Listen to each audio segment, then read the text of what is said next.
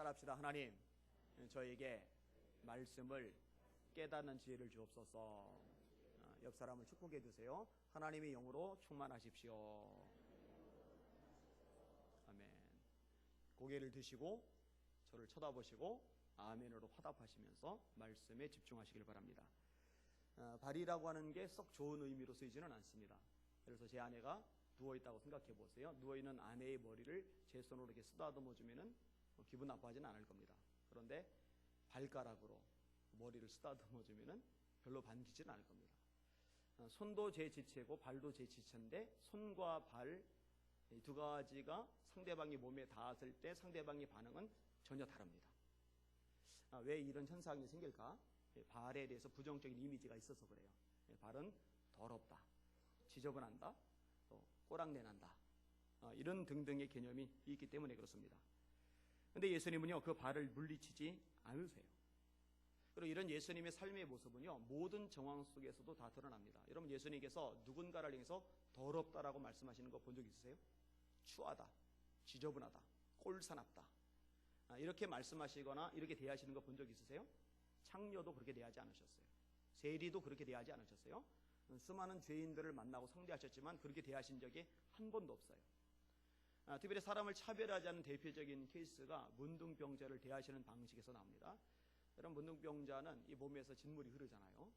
그래서 몸에다 손을 대는 게 사실 찝찝합니다. 손에 묻을까 봐. 사실 일반 피부 질환이 있어도 손대기 어려운데 문둥병은 그보다 더 썩는 거니까, 또 전염될지 모른다는 두려움이 있으니까 손대기 어렵단 말이에요. 게다가 이런 진물 외에도 종교적인 면에서 그 당시 문둥병자는 사람 대접을 못 받죠. 왜냐하면 문둥병자의 몸에 내 몸의 일부가 닿았을 경우에 부정해진다라고 생각을 하니까, 내 존재 자체가 더러워진다고 생각을 하니까, 그러니까 절대로 근처도 안 가고 만지지도 않아요. 그런데 예수님은요, 그 문둥병자의 몸에다 손을 대세요. 꺼리하지 않으세요. 손을 대신단 말이에요. 이게 우리 예수님이에요. 이런 예수님의 모습은 저와 여러분에게 모범이 되십니다. 오늘 설교의 제목인데 따라합시다. 발을 밀어내지 말자. 한번 더, 발을 밀어내지 말자.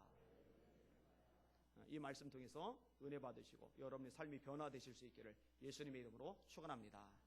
자, 오늘 본문을 4가지 정도로 구분해서 설명을 할 거예요. 첫 번째로, 끝까지 사랑하시는 예수님의 모습이 1절에 묘사가 되고 있습니다. 1절을 읽을게요. 시작. 유월절 전에 예수께서 자기가 세상을 떠나 아버지께로 돌아가실 때가 이른 줄 아시고 세상에 있는 자기 사람들을 사랑하시되 끝까지 사랑하시니라. 여러분, 예수님께서 언제 어느 절기에 돌아가시죠? 6월절이죠. 여러분, 6월절에 무슨 일이 벌어졌죠? 이 6월절에 출애굽하는 이스라엘 백성들이 양을 잡아서 그 피를 집 좌우 인방에다 발랐어요. 그리고 기적이 벌어집니다. 하나님의 심판의 사자가 애굽 전역을 휩쓸고 지나가는데 이 양의 피가 묻어있는 집에는 심판이 임하지 않는 거예요. 그 집에는 구원이 임하는 거예요. 마찬가지로 어린 양 되신 예수님, 6월절 어린 양 되신 예수님의 피가 묻어있는 사람에게는 하나님의 심판이 임하지를 않습니다. 하나님의 구원이 그 사람에게 임하는 거예요.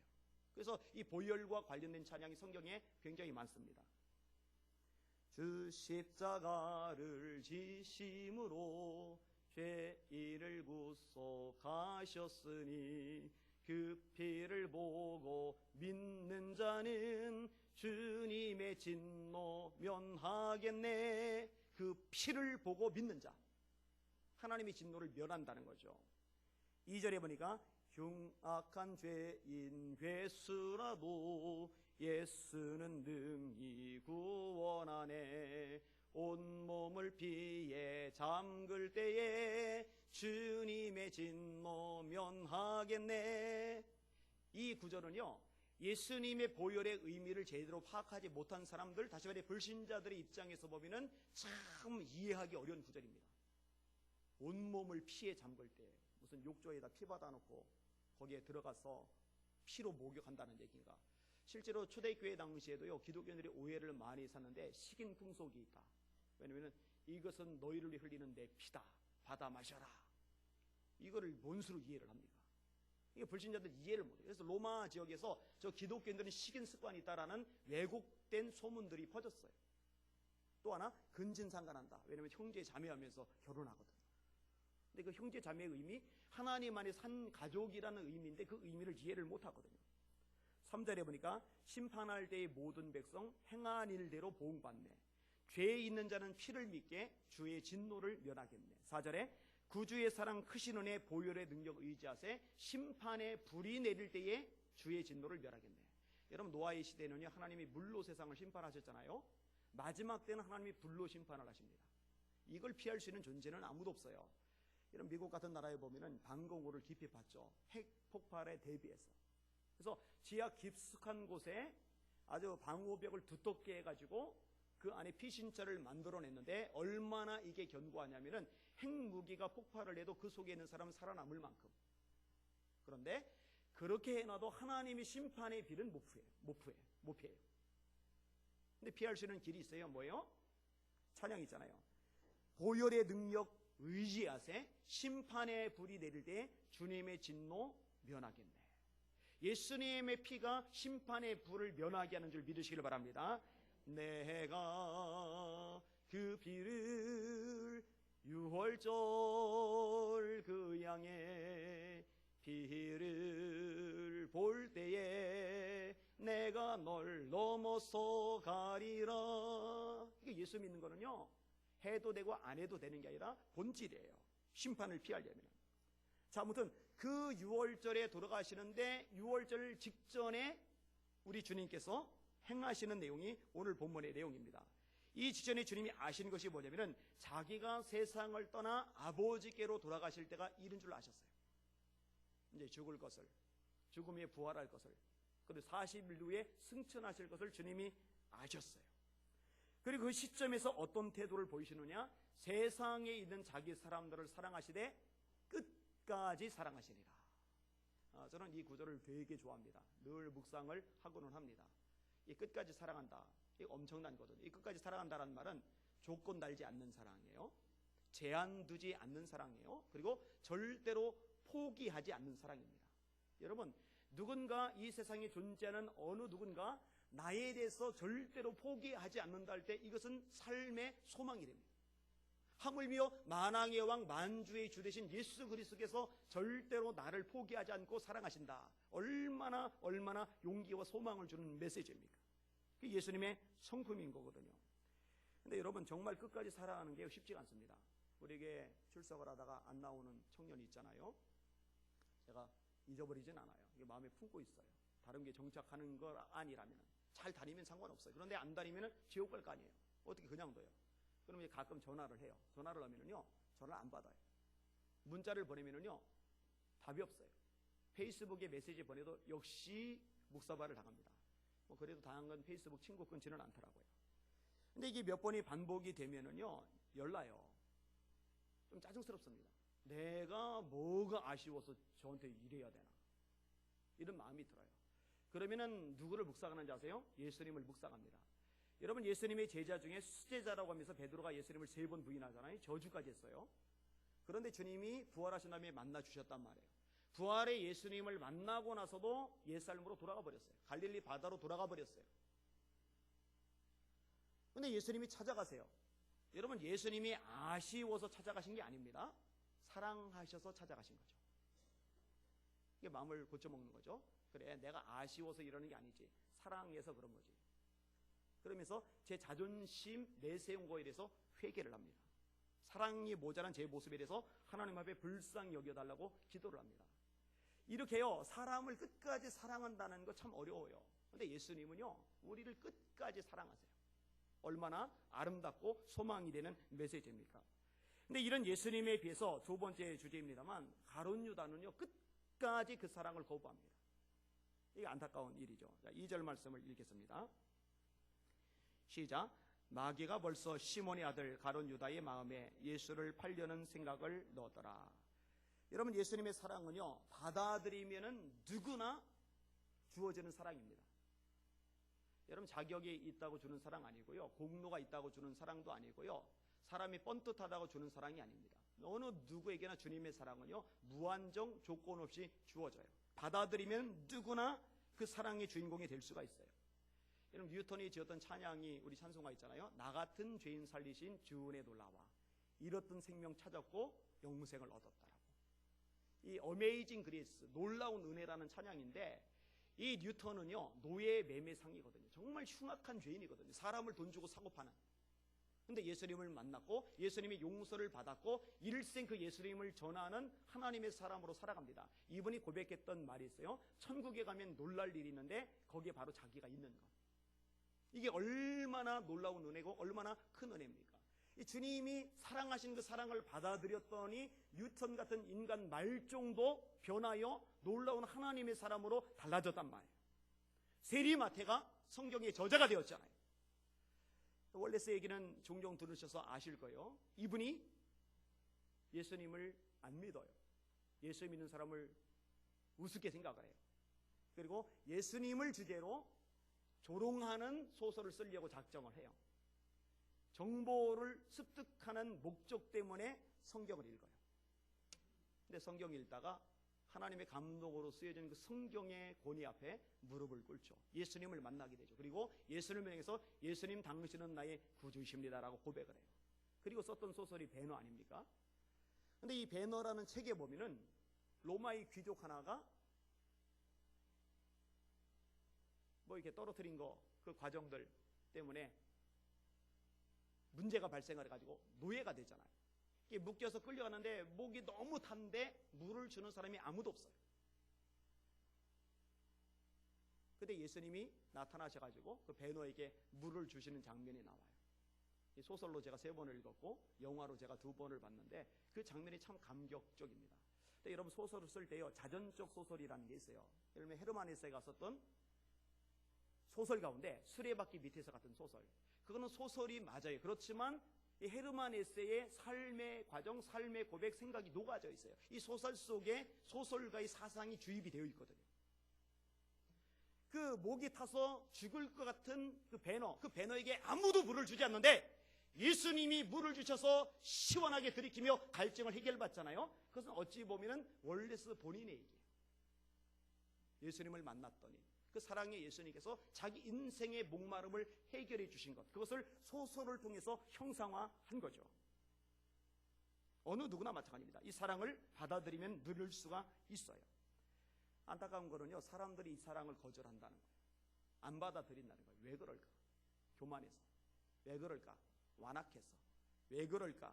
세상에 즐거운 게 너무 많은 거예요. 마음을 끄는 게 너무 많은 거예요. 왜 그럴까? 세상 일에 너무 바쁜 거예요. 예수님의 비유 가운데 사람들 초대를 했더니 안 와요. 안 오는 이유들이 있죠. 소를 샀으니 시험해 봐야 되겠소. 밭을 샀는데 나가 봐야 되겠소. 장가 갔는데 어떻게 내가 참석하겠소.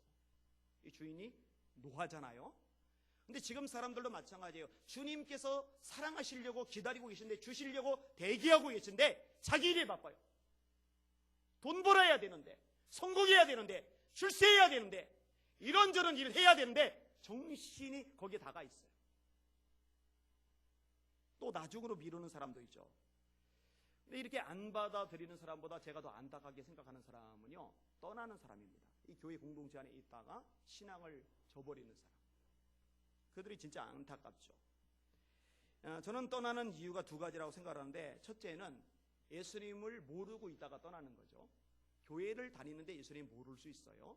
교회를 다니는데 예수님을 인생의 주님으로 영접하지 않은 사람들 있을 수 있어요. 얼마든지 많아요. 예수님을 인생의 주님으로 영접하면 주님의 말씀에 순종하죠. 근데 예수님이 주님이 아니기 때문에 자기 마음대로 살면서 교회는 그냥 다니는 거예요. 그리고 이제 시험거리가 생기면 떠나는 거죠. 신앙을 떠나는 거죠. 여러분, 그런데 예수님이 누군지를 정말 제대로 아는 사람은요, 신앙을 떠날 수가 없어요. 왜냐하면 예수님 때문에 죄산 받고 천국 가잖아요. 예수님 때문에 심판 지옥을 면하잖아요. 그런데 그 예수님을 놓아버리면 자기가 영원한 심판 지옥에 떨어질 줄 아는데 어떻게 그 예수님을 놓을 수가 있습니까? 그건 불가능해요. 그렇죠? 그 예수님을 모르는 사람 떠날 수 있어요. 물론 예수님이 누군지 알았다가 타락하는 경우도 없지 않아 있어요. 왜냐하면 성경이 말씀하고 있어요. 그런 사람들의 예들이 실제로 있으니까. 특별히 주목해야 될 존재가 있는데 마귀입니다. 마귀가 가룟 유다의 마음속에 예수를 팔 생각을 넣었다라고 성경은 말씀하고 있어요. 여러분, 가룟 유다가 예수님을 돈 받고 팔아먹었는데 이것을 뒤에서 조종한 인물이 누구냐? 그게 마귀예요. 마귀. 어떻게? 그를 생각을 집어넣은 거예요. 여러분, 이 생각은요, 우리 의도를 넘어설 때가 많아요. 내가 생각하는 것도 있는데요, 하나님이 우리에게 주시는 생각도 있고 마귀가 불어넣는 생각도 있습니다. 하나님께서 자기의 기쁘신 뜻을 위하여 너희로 소원을 두고 행하게 하시나니, 우리 속에 어떤 강렬한 소망이 막 일어나요. 내가 하나님의 교회를 위해서 이런 일을 해야 되겠다. 내가 영혼 구원을 위해서 이런 일을 해야 되겠다. 내가 이런 삶을 살아야 되겠다. 이런 소원, 이런 생각, 이 생각을 하나님이 우리 속에 불어넣으시는 경우가 있어요. 이게 이제 소명으로 작용을 하죠. 콜링이라고 그러죠. 그런데 하나님만 그렇게 하시는 게 아니라 마귀도 틈을 노리는 거예요. 생각을 집어넣는 거예요. 너 예수 팔아먹어. 이런 식으로.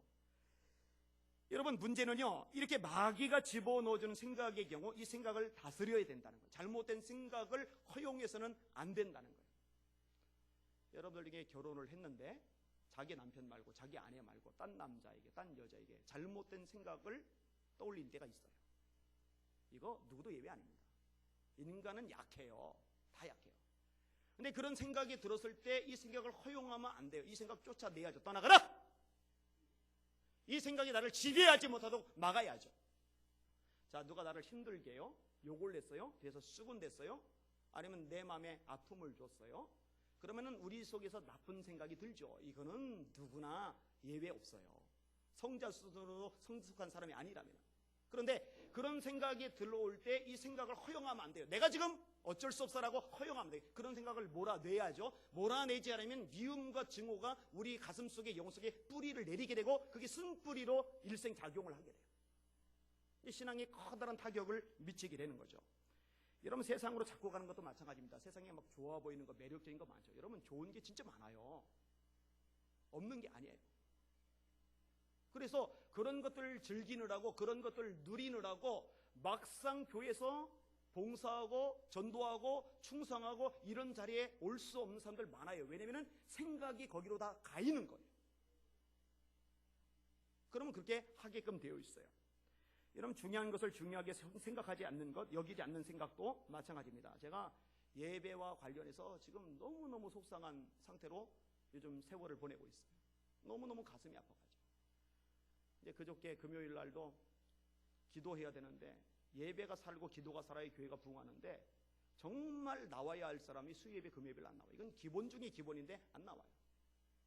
그래서 교회 핵심 중직 중에 한 분에게 제가 한밤에 문자를 보냈어요. 12시가 넘어가고 1시가 돼가는데 가슴이 아파가지고 잠이 안 와요. 속상해요. 제가 토요일 날 아침에 IT 변형영대 창립총회, 한동네 김기석 교수님 중심으로 IT 전문가들이 모여서 창립총회를 열어요. 제가 이제 설교를 맡아서 아침 6시에 일어나서 6시 반쯤에 이제 출발을 하는데 일어나자마자도 가슴앓이, 차 몰고 가면서도 가슴앓이. 하나님 용서해 주세요. 하나님 불쌍히 여겨주세요. 하나님 우리에게 어떡합니까? 제가 제대로 못 가르쳤습니다. 이렇게 영향력이었습니다. 용서해 주세요. 용서해 주세요. 제 아내가요 그런 말을 해요. 성도들이 목사님 무시하는 것 같다고. 그렇죠? 그렇게 강조하고 지난주 주보에도 썼는데 그런데도 안 와요. 수요일날 금요일. 근데 제가 대꾸는 안 했는데 속으로 그렇게 생각했어요. 이건 나를 무시하는 게 아니라 하나님을 무시하고 있다. 하나님이 뭐라고 말씀하시면 나는 나를 존귀히 여기는 자를 존귀히 여긴다고 말씀하셨어요. 여러분, 예배는요 하나님께 드릴 수 있는 최상의 자세거든요.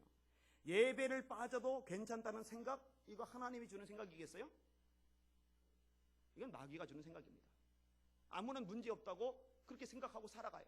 이건 마귀에게 점령당한 생각이에요. 여러분, 이런 생각 물리치셔야 됩니다.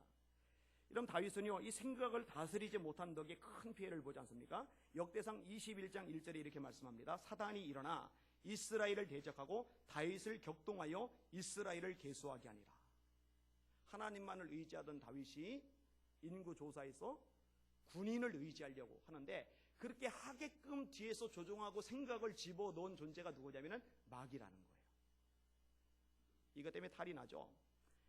7절에 하나님이 이 일을 괘씸히 여기사 이스라엘을 치심해 다윗이 하나님께 아뢰되 내가 이 일을 행함으로 큰 죄를 범하였나이다. 이제 간구하옵나니 종의 죄를 사하여 주옵소서. 내가 심히 미련하게 행하였나이다.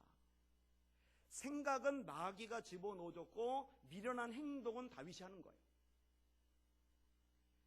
갓 선지자가 말을 합니다. 선택하라. 3년 기근일지 석 달 대적에게 피하여 대적의 칼에 쫓길지 아니면은 여호와의 칼 곧 온역이 사흘 동안 이 땅에 유행할지. 그때 다윗이 내가 그의 손에 빠지고 사람의 손에 빠지지 않기를 원합니다.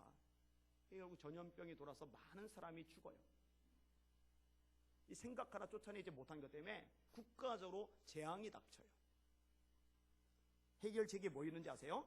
역대상 21장 18절에 여호와의 사자가 갓을 명하여 다윗에게 이르시기를 올라가서 여부스 사람 오르난의 타작 마당에서 여호와를 위하여 단을 쌓으라 하신지라. 예배예요. 예배. 해결책이 뭐 있는지 아세요? 예배요. 예배. 블레셋이 쳐들어왔을 때 사무엘이 이스라엘 지도자로서 빨리 군사 준비하고 무기 준비하고 외교 원조 구하고 아니요, 온전한 예배를 드립니다. 그게 해결책이었어요. 근데 이 예배를 소홀히 여기는 생각들이 성도들 속에 들어가 있어요. 완전히 뿌리 내리고 있어요. 그래서 예배를 그냥 다 빠져가면서도 아무렇지가 않아요. 초대교회는 날마다 마음을 같이하여 성전에 모이기를 힘썼어요. 초대교회 성도들이 바보라서요? 아니요, 하나님의 뜻이 예배인 줄 알기 때문에 날마다 모여서 예배 드렸던 거거든요. 여러분, 마귀에게 끌려다니지 마시길 바랍니다. 특히 마귀에게 생각을 내어주지 않은 지혜로운 성도 되시기를 주님의 이름으로 축원합니다. 축원합니다. 축원합니다. 여러분 생각을 지키시길 바랍니다. 여러분 마음을 지키시길 바랍니다. 무릇 지킬 만한 것보다 더욱 네 마음을 지키라. 생명의 근원이 이에서 나는 줄 알미니라. 자, 세 번째 부분, 예수님께서 세 족식을 두개서 섬김의 본을 보이시오. 4절부터 9절까지 같이 읽을게요. 시작. 저녁 잡수시던 자리에서 일어나 겉옷을 벗고 수건을 가져다가 허리에 두르시고 이에 대야에 물을 떠서 제자들의 발을 씻으시고 그 두르신 수건으로 닦기를 시작하여 시몬 베드로에게 이르시되 베드로가 이르되 주여 주께서 내 발을 씻으시나이까. 예수께서 대답하여 이르시되 내가 하는 일을 내가 지금은 알지 못하나 이후에는 알리라. 베드로가 이르되 내 발을 절대로 씻지 못하시리이다. 예수께서 대답하시되 내가 너를 씻어주지 아니하면 내가 나와 상관이 없느니라. 시몬 베드로가 이르되 주여 내 발뿐 아니라 손과 머리도 씻어 주옵소서. 함께 만찬을 드시던 예수님이 중간에 갑자기 일어나셨어요. 그러더니 허리에 띠를 두르시는 거예요. 그 직전에 옷을 벗으셨죠. 제자들의 눈이 휘둥그레졌어요. 도대체 뭐 하시는 거지? 근데 주님이 나가시더니 대야에다가 물을 채우고 그 물을 가지고 물이던 대야를 가지고 오시더니 이리 와봐 하더니 한 명씩 발을 씻기 시작하는 거예요. 그리고 젖은 발을 수건으로 또 촘촘히 닦으셔서 물기를 없애주시는 거예요. 여러분, 이거는요, 이 당시 문화 특성상 있을 수 없는 일입니다. 충격적인 일입니다. 여러분, 그 당시 예수님이 누구라고 불러지죠? 랍비라고 불러지죠. 랍비. 그 당시 랍비는요, 절대적인 존재입니다. 요즘에 스승의 권위가 완전히 밑바닥에 곤두박질 쳤는데요, 예전에 우리나라도 스승을 존경했잖아요. 그런데 예전에 우리나라에서 스승을 존경하던 차원하고 또 달라요. 랍비는 그만큼의 대단한 영향력과 위치를 가지고 있어요. 그 랍비가 제자들의 발을 씻는다? 이거는 불가능해요. 그런데요, 랍비라는 것보다 더 엄청난 것은 여러분, 예수님이 하나님의 아들이라는 거죠. 여러분이 예수님이 하나님의 아들이심을 믿으십니까? 그분이 창조주이심을 믿으십니까? 이거를 믿지 않으면 그 사람은 그리스도인이 아니죠. 그런데 창조주께서 피조물의 발을 씻어주시는 거예요. 이게 말이 됩니까? 말이 안 되는 일이죠. 정말로 엄청난 일이죠. 예수님은요, 당신이 오신 목적을 명확하게 이해하고 계세요. 인자에 온 것은 섬김을 받으려 함이 아니라 도리어 섬기려 하고 자기 목숨을 많은 사람의 대속물로 주려 함이니라. 섬기러 오신 거죠. 자, 이렇게 한 명씩 발을 씻는데요, 또 튀는 인물은 늘 튀잖아요. 베드로가 나서는 거예요. 뭐라고 말합니까? 주여 주께서 내 발을 씻으시나이까.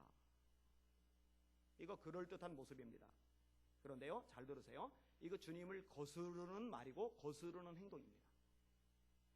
인간적으로 생각할 때 그럴듯한 것, 여러분 그거 잡지 마세요. 그거 내려놓으셔야 됩니다.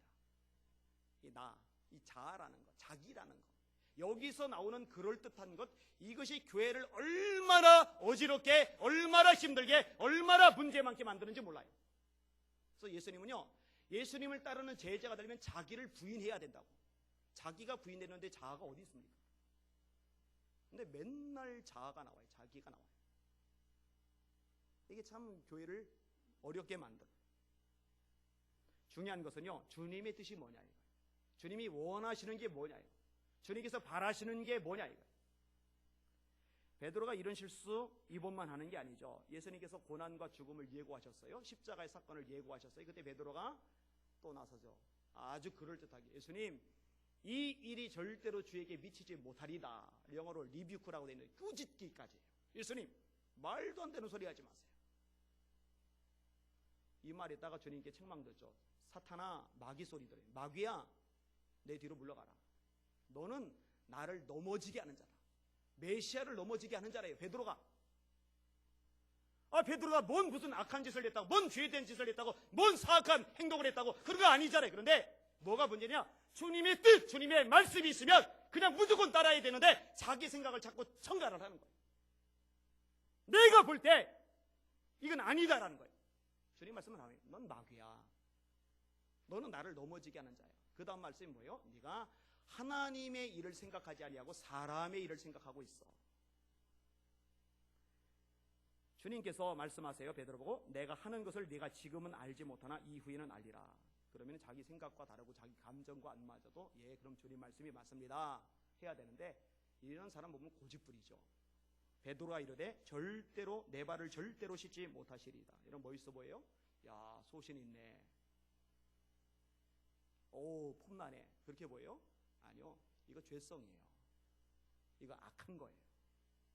이게 철저하게 깨져야 제대로 신앙생활 성장해 가는 거예요. 가끔 큰 소리 치는 사람이 있어요. 나 이런 사람이야. 난 성격이 원래 이래. 그거 죄성이에요. 그거 악이에요. 그거 하나님께서 기뻐하지 않으세요. 그거 내려놓지 않으면요, 예수님하고 상관없어요. 예수님이 베드로 보고 말씀하시죠. 내가 너를 씻어주지 않으면 네가 나와 상관이 없느니라. 예수님이 불렀을 때 다 버리고 따랐는데요. 예수님이 불렀을 때 다 포기하고 따랐는데요. 3년이나 따로 직장 안 갔고 주님 뒤만 졸졸 따라다녔는데요. 그게 뭐였다고? 여러분 착각하지 마세요. 주님 말씀하세요. 네가 나와 상관이 없어.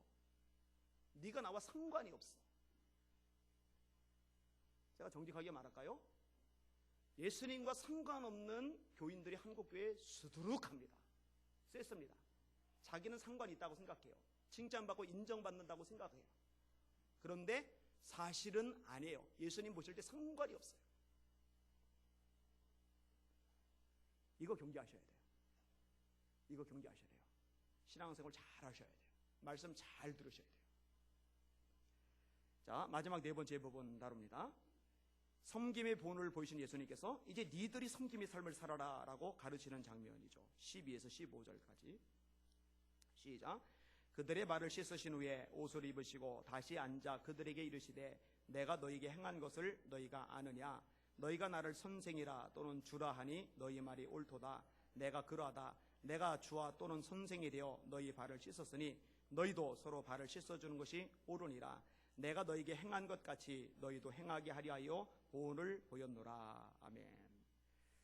예수님은요, 사람들이 자신을 어떻게 부르는지 충분히 파악하고 계세요. 너희가 나를 주 또는 선생이라니 너희 말이 옳도다. 여러분, 자기가 자기의 위치를 파악하고 인식하고 있으면요, 그것을 누리려 하는 마음이 있고 그것을 휘두르려고 하는 마음이 있어요. 이게 인간의 본성입니다.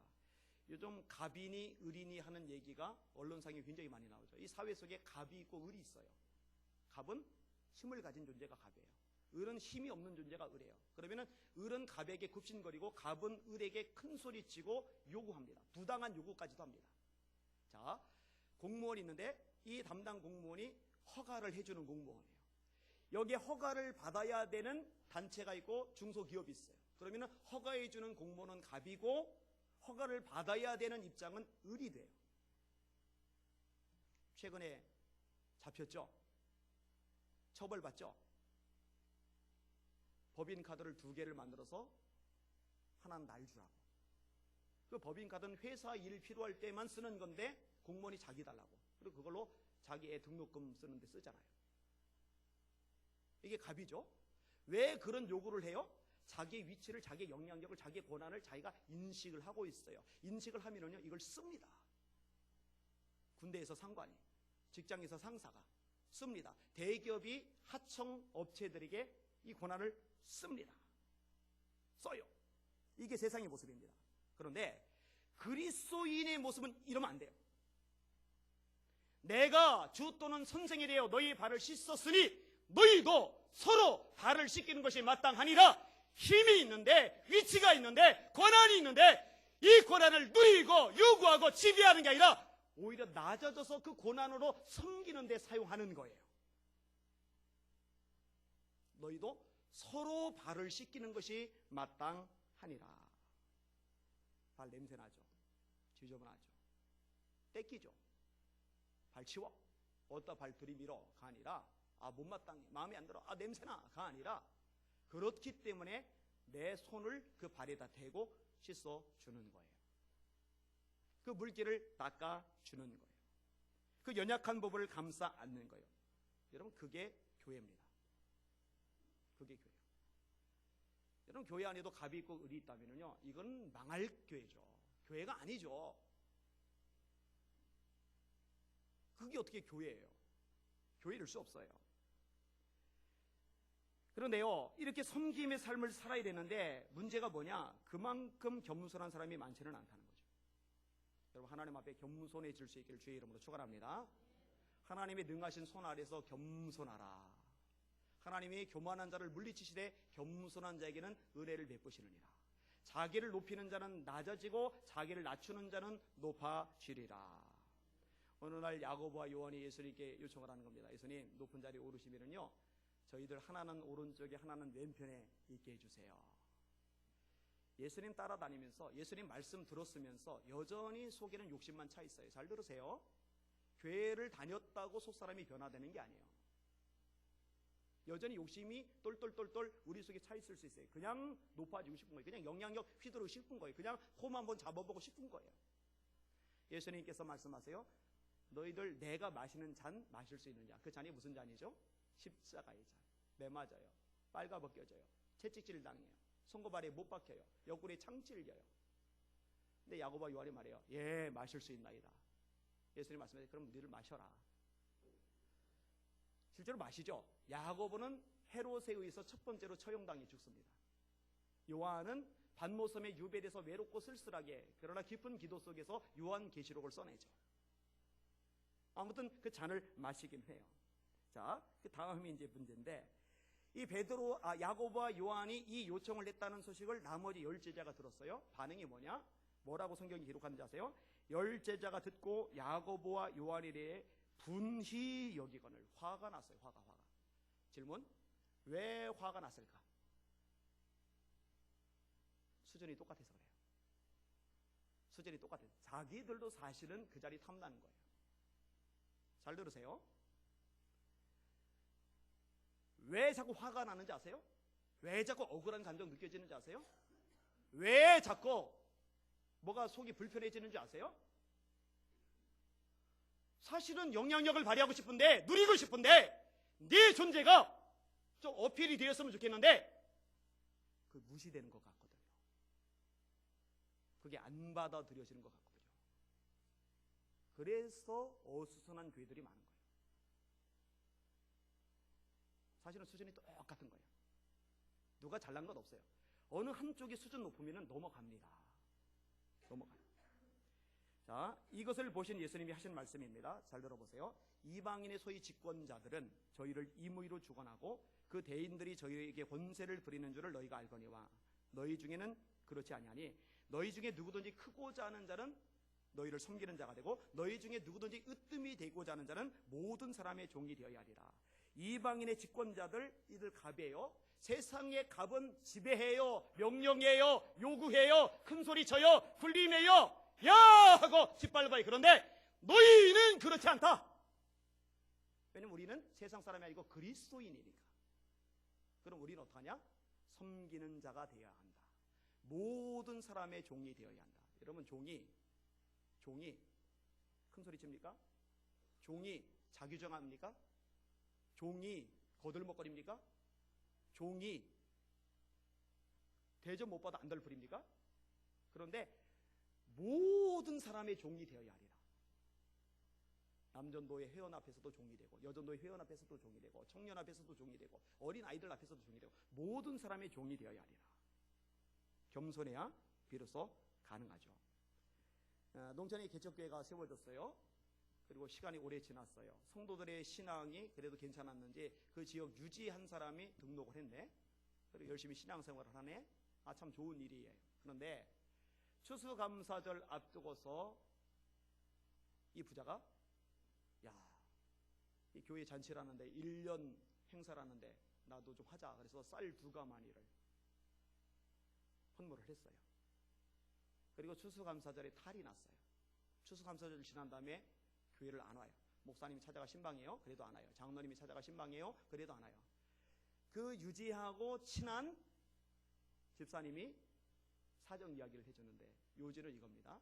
쌀 2가마니를 교회에다가 헌물을 했는데 성만찬 때 요만한 떡도 안 주더라.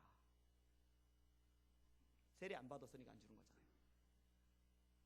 근데 요만한 떡도 안 주더라. 이게 왜 시험거리가 되냐면은 내가 이만큼 했는데, 쌀 2가마니 했는데, 이게 문제이게. 사랑하는 여러분, 하나님 앞에서는 공로의식 따위 던져버리시길 바랍니다. 여러분, 교회를 해서 많이 한 분들, 내가 이렇게 기도했는데 그 교만 버리셔야 돼요. 교회에서 봉사 많이 한 분들, 내가 이렇게 봉사 많이 하는데 그 생각 내려놓으셔야 돼요. 헌금 많이 하는 분들, 내가 이만큼 헌금했는데 그 생각 철저하게 내려놓으셔야 돼요. 다 은혜거든요. 다윗처럼 고백해야 돼요. 하나님이 저에게 주실 힘을 주셨습니다. 드릴 힘을 주셨습니다. 이것이 하나님이 원하시는 성도의 모습인 겁니다. 여러분, 세상과 달리 하나님 앞에 겸손하게 서시는, 사람들이 겸손하게 서시는 여러분들 되시기를 주님의 이름으로 축원합니다. 축원합니다. 축원합니다. 많이 할수록 말씀을 뵙습니다. 오늘 설교 제목이 뭐냐? 따라합시다. 발을 밀어내지 말자. 자, 올해 표어가 뭐예요? 뜨겁게 사랑하자. 여러분, 이거 마음에 새기고 삶 속에서 실천하고 또 실천하기 위해서 하나님께 몸부림치며 기도하고 계십니까?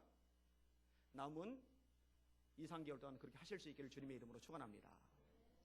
저거 하려면은요, 발 밀어내서는 안 돼요. 발 치워!